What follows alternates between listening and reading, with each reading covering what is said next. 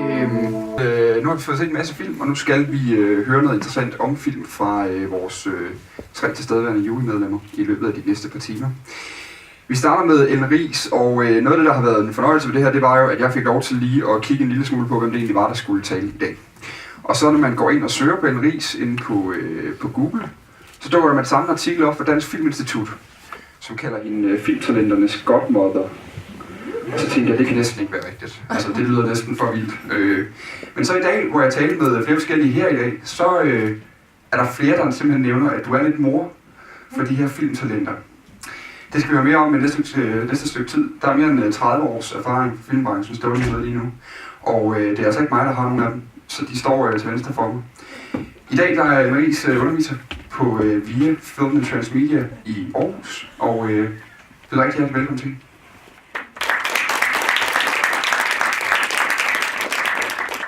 Tak for det. Jeg skal høre, det lyder som om der er lyd på nu. Filmtalenternes godmother og filmmor. Jeg sad lige og fortalte om en af de unge filmfyre, som jeg er lidt mentor for her. Han kom til at kalde mig, da jeg talte i telefon med ham her forleden dag. Og så sagde han, hej mor, da vi sluttede samtalen.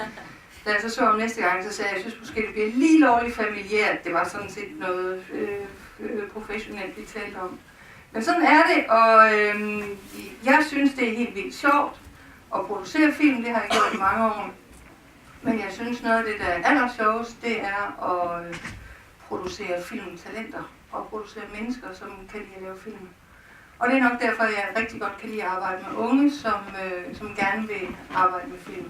Så jeg er ligesom sådan en slags... Jeg producerer også selv film, men jeg kan også rigtig godt lide at hjælpe andre med at gøre det og bakke dem op og finde ud af at stille. Meget tit så handler det om at finde ud af at stille de rigtige spørgsmål. Og det synes jeg er sjovt. Når jeg har valgt det her billede og starte med det er, jeg skulle undskylde fra biografens manager, som siger, at projekteren gør noget ved farverne, men det synes jeg ikke gør noget i den her sammenhæng. Det er Johan Øttinger, som er et ungt talent. Han er lige blevet 30, men han var ung her. Det er fra 2011, det her billede.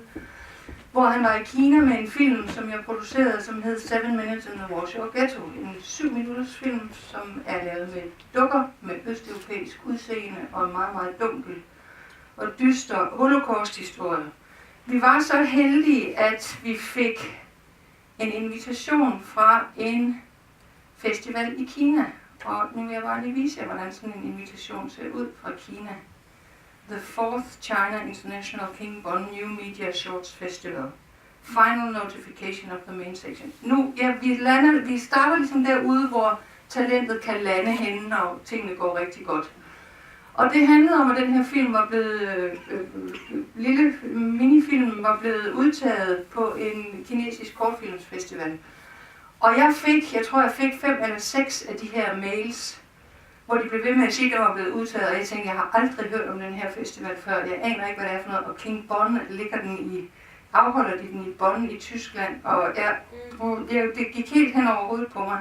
Indtil jeg pludselig satte mig for at læse det ordentligt, og så ringede jeg til nogen, der har forstand på Kina, og så sagde jeg, skal vi tage det her alvorligt? Og det viste sig så, at vi skulle tage det alvorligt. Den her film var inviteret, Johan var inviteret med alt betalt, rejse og alt muligt.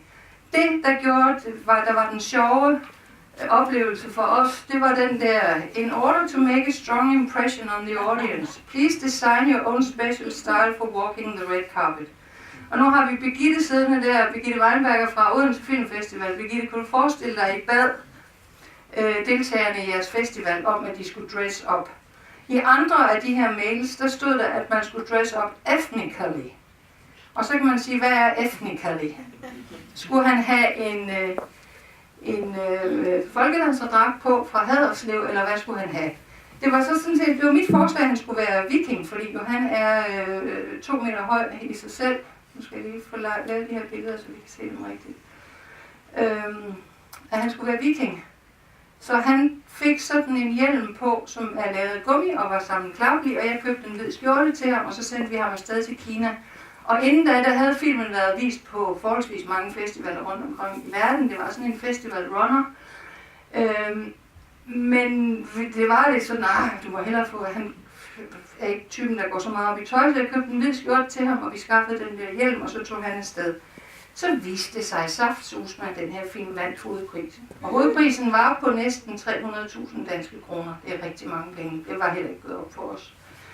Så da Johan stod der, så viste det sig også, at det var et tv-show for 100 millioner kinesere.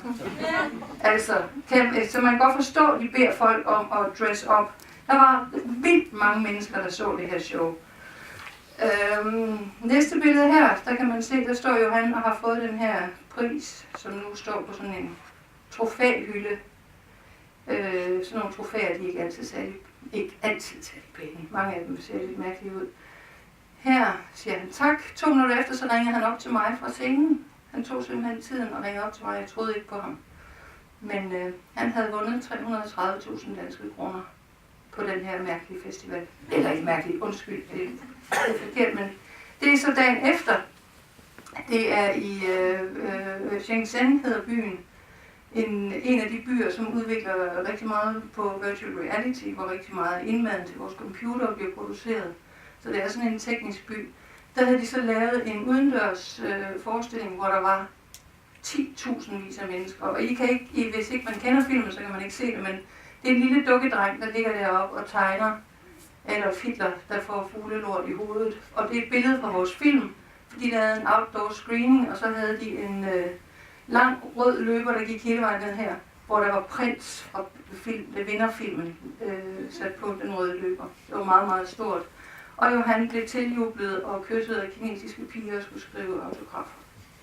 Nå, det er ligesom, når det går rigtig sjovt, og når det går rigtig godt, at man producerer film, som kommer ud i verden, og som gør en forskel. Altså det gør i hvert fald en forskel for ham. Jeg tror, filmen har gjort en større forskel. Den har været på rigtig mange jødiske festivaler rundt omkring i verden, og den er blevet vist på museer, hvor den er blevet sat ind i en kontekst, sådan en holocaust-kontekst. Og Johan lever i dag af at lave film, lave sine dukkefilm. Han laver blandt andet for Lego i dag. Men det kan man sige. Jeg producerede den her film. Jeg ved ikke, hvor mange af jer, der ved, hvad en producer laver. Rigtig mange af jer gør sikkert. Men min rolle i den her sammenhæng, det var egentlig at få øje på, at de her 2 fyre, Johan og Emil, Johan Øssinger og Emil Bra, at de havde noget, som var anderledes end det, man ser alle mulige andre steder. Og det tænker jeg, det er altid, altså hvis jeg får øje på noget, som nogen jeg gerne vil arbejde sammen med, for det første skal de være søde, det lyder helt banalt, men man skal kunne holde ud at være sammen, og man skal kunne holde ud at være sammen i rigtig mange år, når man starter et filmprojekt. Og søde, det betyder ikke altid, at de skal være glade og smilende, men der skal være en eller anden gensidig respekt, og der skal være en form for ydmyghed over for hinandens kompetencer. Og det synes jeg, det fandt jeg her, og så fandt jeg noget udtryk, noget filmisk udtryk, jeg ikke havde set før. Altså de lavede ænder, der blev stranguleret af modellervoks og satte noget mærkeligt tjekkisk musik til. De gjorde noget, som jeg i hvert fald ikke havde set før. Så når de mennesker, jeg vælger at arbejde sammen med, og efterhånden, så kan man sige, så er det vælger. Da jeg startede, der var det meget noget med, der producerede jeg dem, som havde lyst til at producere med mig. Når jeg vælger, så er det, jamen, så skal der være et eller andet, der skal være noget originalitet i det. Hvis det er en helt almindelig et lille narrativ, hvor man fra A til Z nærmest kan, hvis man hører en popmelodi, man kan nærmest på forhånd høre, hvilke fraser, der kommer efter hinanden, så synes jeg ikke, det er interessant. Men jeg kan rigtig godt lide, hvis det er nogen, der overrasker, og hvis det er nogen, der kommer med nogle idéer, som man ikke har set før, eller hvis man har set dem før, at de så er blevet fortolket på en ny måde. Jeg startede helt oprindeligt, og det har jeg også tænkt mig at fortælle en anden anekdote.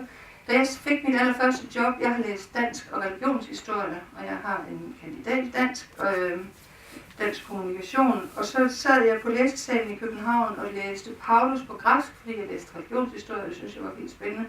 Og jeg følte bare, at da jeg nåede til Paulus, og det var på græsk, at livet gik forbi udenfor.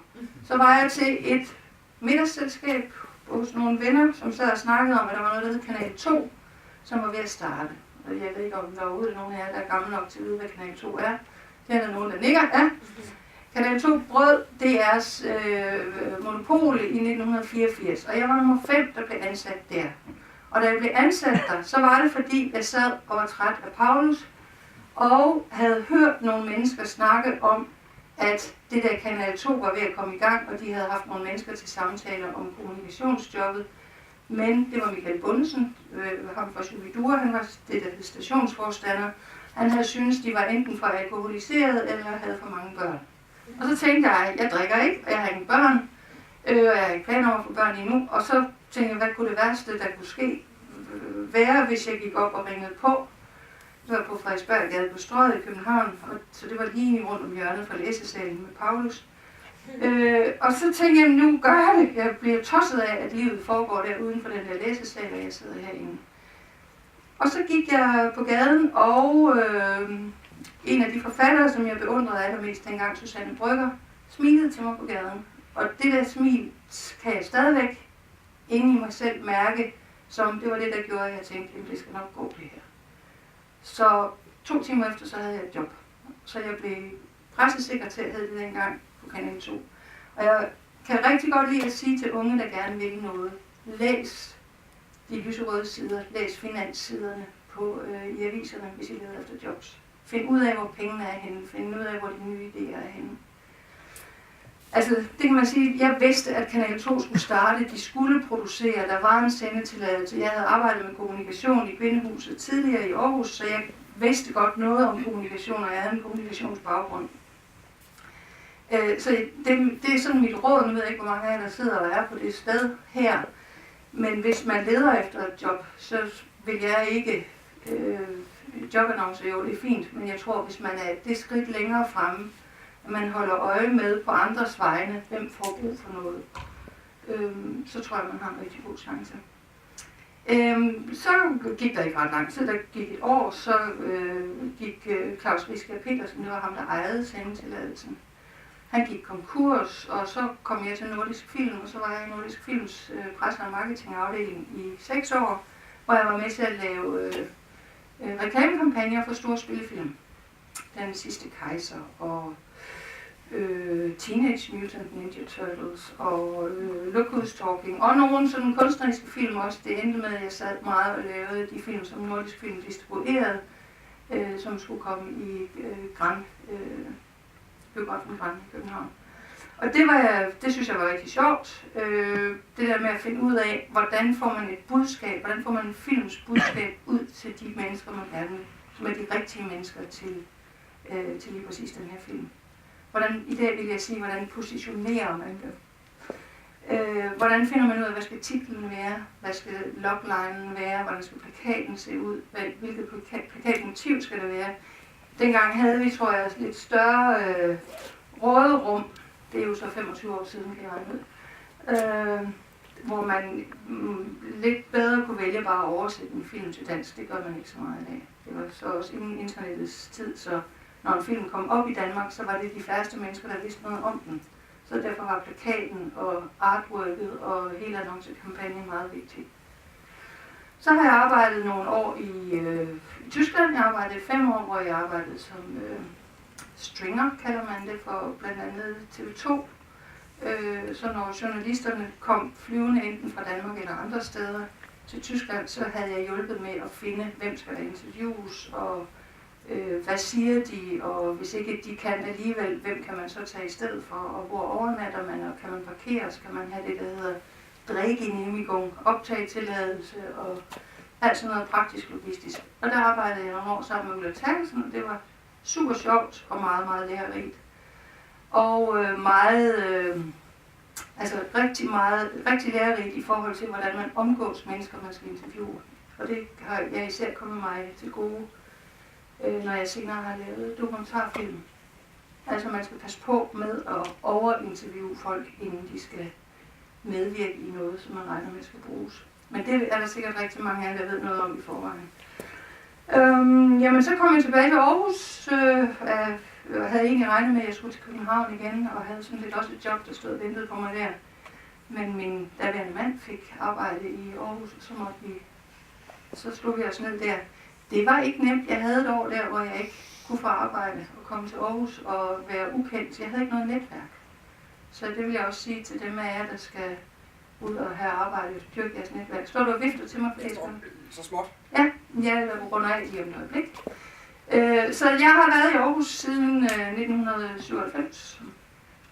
Det er snart 20 år, og har været med fra, der ikke var noget som helst. I Aarhus er der en filmby nu, der er en filmpulje, der er et stærkt filmværksted, der er Super 8, der er Station Next, der er medievidenskab, hvor jeg også underviser en gang imellem, som har unge producerende talenter. Og nogle af dem er her i dag, ved jeg, og jeg møder dem alle mulige steder. Så jeg synes, i vores region er vi et sted, som jeg i hvert fald er stolt af at være en del af.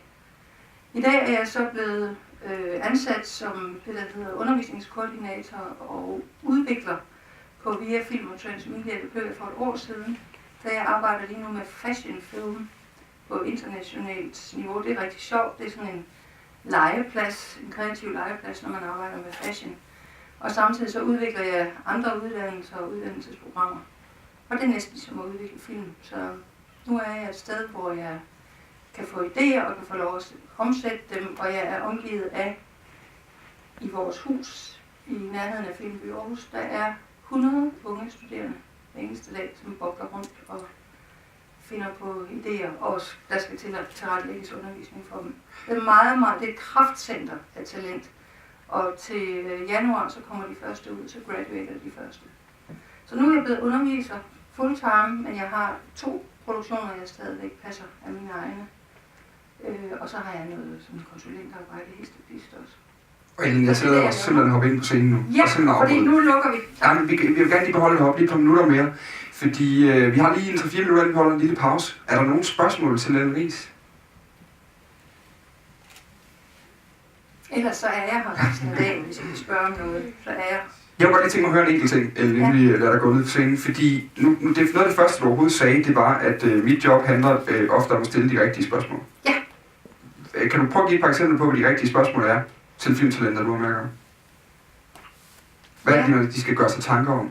Jamen, de skal gøre sig tanker om. Altså, jeg var sammen med en i forgårs, en ung kvinde, som kommer og siger, jeg siger, hvorfor vil du lave den her film? Så siger hun, jamen, jeg er historiefortæller.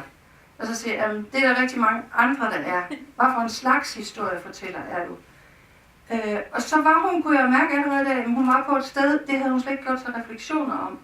Så jeg taler meget tit om, at der er flere lag. Det er der i film et A, B og et C-lag. Men C-laget er meget tit, hvad handler det egentlig om? Så hvis man spørger Beata, som vandt prisen sidste år, hvad handler din film egentlig om? Så er det jo ikke selve handlingen med en far og mor, der kysser i køkkenet og alligevel er sur på hinanden. Det er jo ikke det narrativ, det handler om. Det er, hvad er det for et budskab, hvad er det for nogle erfaringer og for nogle stemninger, man vil give videre. Og hvis man skal stille de spørgsmål til unge mennesker, så er det meget tit, de er faktisk ikke noget ned i det lag. De er i det lag, der handler om, jamen, hvad sker der, og hvordan får jeg det til at virke, og hvem skal medvirke, og hvem skal producere, hvem skal filme og alt muligt. Men hvis ikke man ved, hvad det handler om, og har det som ledetråd hele vejen igennem, så kommer man til kort rigtig mange steder, både når man skriver manuskriptet, når man er ude at producere, når man klipper. Så et af de vigtigste spørgsmål er, hvad handler det egentlig om? Og så også meget tit, hvorfor skal du lave film? Hvorfor skal du ikke skrive en bog? Hvorfor skal du ikke lave radio? Du laver radio. Hvorfor skal du lave radio? Hvorfor skal du ikke være journalist? Hvis man gerne vil fortælle historier, der er så mange andre medier, man kan fortælle historier i. Hvorfor skal det lige være film? Det er noget af det mest bøvlede i hele verden. Og jeg siger også, hvis ikke man er parat til bøvl, så skal man ikke lave film. Man skal kunne tage modstand også. Og det kan jeg mærke, hvis folk er meget, meget sarte og meget, meget følsomme omkring de laver, så skal de godt nok have et godt hold omkring sig. Så stil nogle spørgsmål og find ud af, hvad handler det egentlig om, hvad handler historien om, og hvad handler det om for dig, hvorfor er det vigtigt for dig at lave det her.